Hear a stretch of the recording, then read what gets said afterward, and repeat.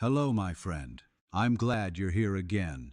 Before we begin, let's breathe together. Inhale slowly, through the nose, deep and quiet. Hold it for a heartbeat. Then exhale, gently, through the mouth. Let the sound fade like the last note of a song you've known your whole life. Now let's begin. What remains of us in the people who raised us, and what of them continues to live through us? It's a question that doesn't arrive all at once. It comes in fragments, in the mirror, when you catch your parents' expression flicker across your own face, in the tone that escapes your mouth when you hear yourself repeat their words, in the sudden ache of realizing that you become the age they once were when you first began to understand them. Family isn't just the story of where we come from. It's the soil that shapes what grows, even long after we've moved far from its roots. We carry them, often without meaning to, the way we walk, the way we laugh, the quiet habits stitched into our days, the phrases we say when we're tired, the look we give when we're hurt. So much of what we call ourselves began as someone else's reflection, and yet we also push against them. We want to become our own story, to step beyond the outlines they drew for us. The tension between inheritance and individuality never truly leaves. It's what makes family both a comfort and a mirror we can't quite escape. When we ask what remains of us in the people who raised us, we're really asking how much of who I am is truly mine. If you think back, you can probably trace certain threads, the values you were handed like quiet instructions. Be strong, don't cry, work hard, say thank you, keep your head up. Some of those threads have served you well, others have tied knots inside you. Every family passes down both love and confusion, both tenderness and unfinished lessons. No one gets only one side. Maybe your parents or grandparents taught you resilience, not through gentle speeches, but through survival. Maybe they gave you silence instead of guidance, and you learned to fill that silence with your own wisdom. Maybe they loved you in ways that never fit words, and you've spent years learning how to translate that love.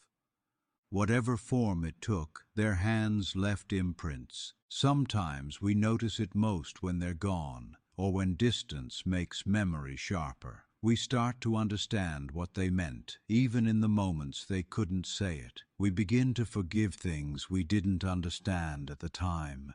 There's something both humbling and haunting about realizing that we were raised by people who were still trying to raise themselves. They weren't finished versions of who they wanted to be, just humans learning as they went, sometimes breaking, sometimes mending, always trying. And one day we find ourselves in their place, making choices that echo theirs in ways we swore we never would. That's the quiet inheritance of family, not just the traditions or the faces, but the unfinished work of being human. What continues to live through us isn't just their habits or their stories. It's their longing to make something better, to love in the ways they couldn't, to heal what they didn't know how to name.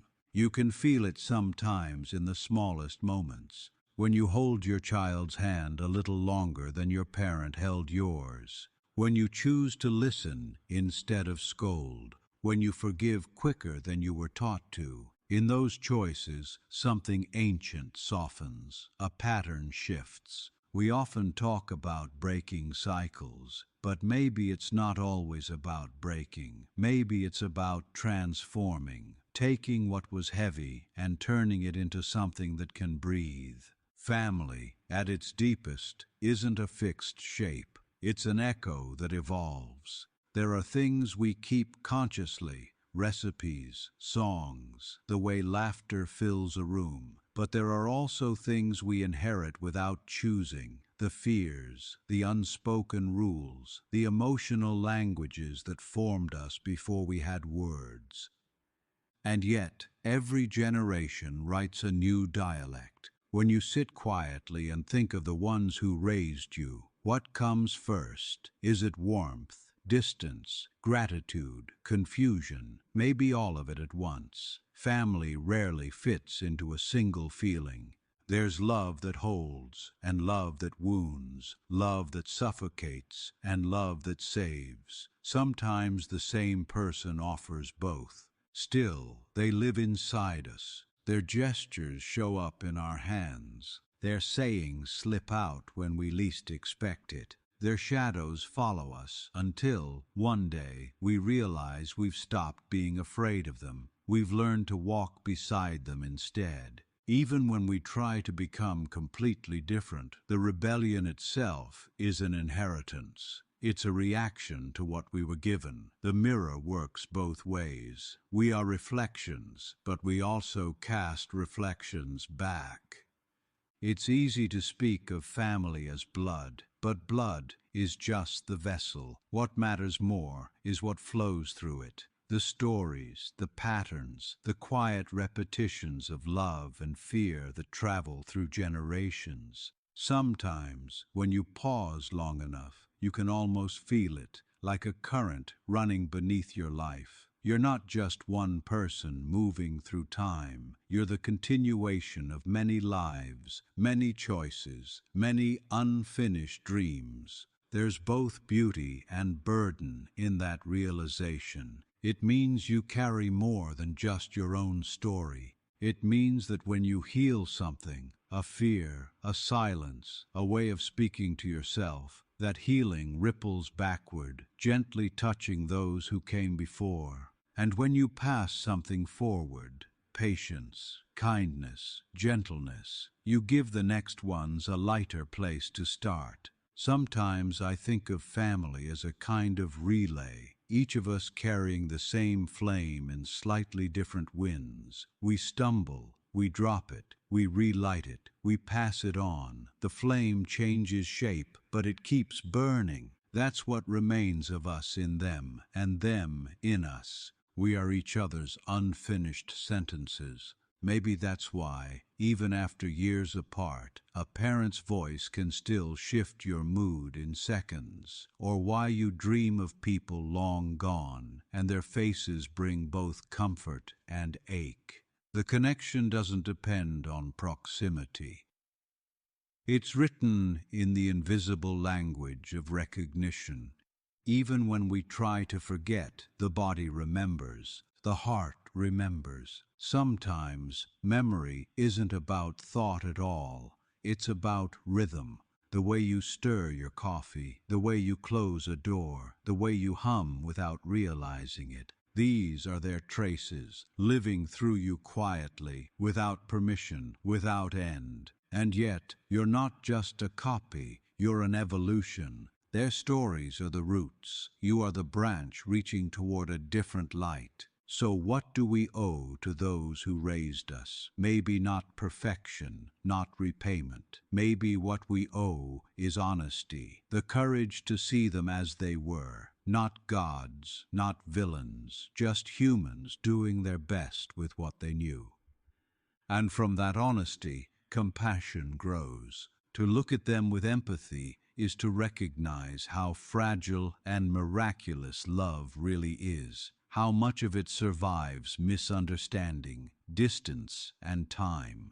If you ever doubt that you carry them, notice what rises when you're alone. The way you talk to yourself, that inner voice, is an heirloom too. Sometimes it sounds harsh, sometimes kind. You can change its tone. That's part of rewriting the inheritance. You can learn to speak to yourself the way you wished they had spoken to you. And in doing that, you're not just healing yourself, you're healing them too, in the only way time allows. Every time you offer yourself grace, you're giving it backward. Every time you choose love over fear, you're teaching your lineage a new language. That's what continues to live through us, not their faces or their flaws, but the transformation of what they gave. Family is not a chain, it's a river. You are one part of its long, flowing story, carrying what came before, reshaping it as you go, making room for what's yet to come. Someday, someone will look at you and see traces of themselves.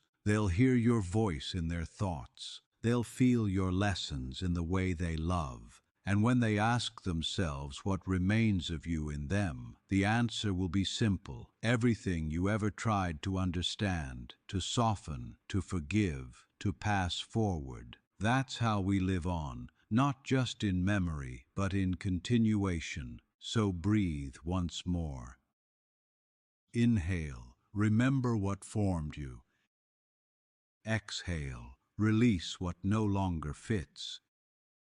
You carry them, they carry you. The story keeps unfolding. Thank you for being here, for giving yourself this moment to reflect. Stay gentle, stay curious, and stay kind. And if this question spoke to you, continue your journey with us on Yarven's Questions. More stories, more reflections, and more quiet truths are waiting for you. Take care, my friend. Until next time.